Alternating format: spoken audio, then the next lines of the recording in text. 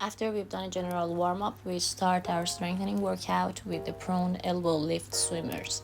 It means that we lay on our stomach and put our hands behind our neck.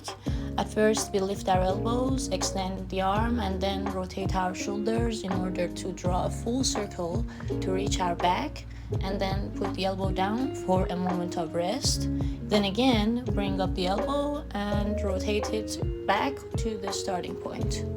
If you have troubles performing the movement because of your low back pain or just general weakness of your core muscles, I recommend that you fix your feet under a couch so that your feet won't come up the ground and your core muscles will be in a more relaxed position. And after a few days, progress it to this one.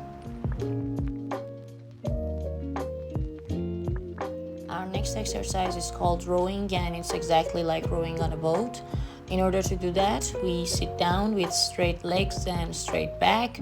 If this position is hard for you due to your low back pain again or other issues, then just fix the resistive band on a doorknob and sit down in a position that you feel comfortable.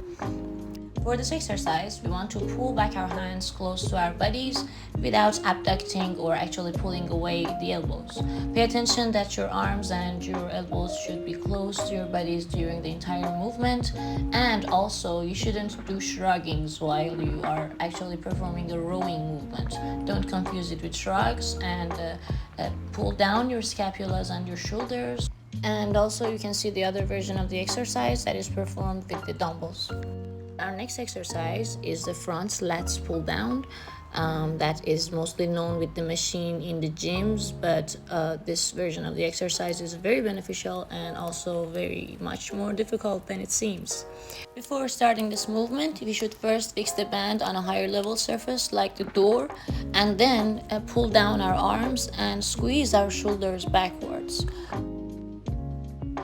Our next exercise is called shrugs, and it's aimed towards upper trapezius muscle, which can get very problematic due to the tight spots and painful trigger points. So we have to work on the strengthening of this muscle and also mobilize it in order to improve its health. Next movement is called banded flies, and as you can see in the video, the band is fixated under the scapular line of our back, and then we bring our hands close to each other while gripping the band and keeping our hands on the height of our shoulder level. And there is the dumbbell version of the exercise. The next one is called Z-press, and it's a very beneficial exercise both for our back stability and for our shoulder strength. And as you can see in the video, I am pushing hard to perform it, but you don't have to actually choose the resistance this difficult. Choose the resistance that is operable for you, and you can repeat it about 8 to 12 maximum repetitions.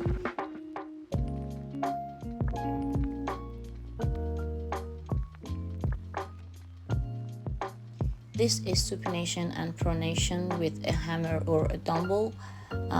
If you have a dumbbell, you can do this like me, but if you don't access a dumbbell, then perform the exercise with a hammer.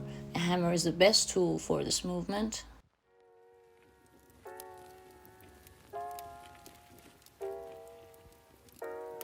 And after one set is finished, then we do the ulnar and the radial deviation.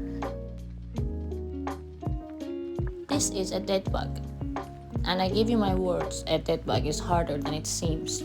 Just try to hold up your arms and your thighs vertically for about 30 seconds. And after the 30 seconds, start to extend the arm and the opposite leg for about 10 repetitions, and then perform the exercise for the other side. This is a Chinese plank, and it's a modified version for the basic grade. It's very advantageous for both the trunk stability and also the strengthening of your hamstring muscles and your gluteal muscles. The Chinese plank is exactly performed like the bridging exercise, but the only difference is that the angle of our knees is at least 90 degrees and beyond. This is a combination of the ordinary plank and protraction retraction exercise of the scapular muscles, but I recommend that you master the plank first and then progress to this movement.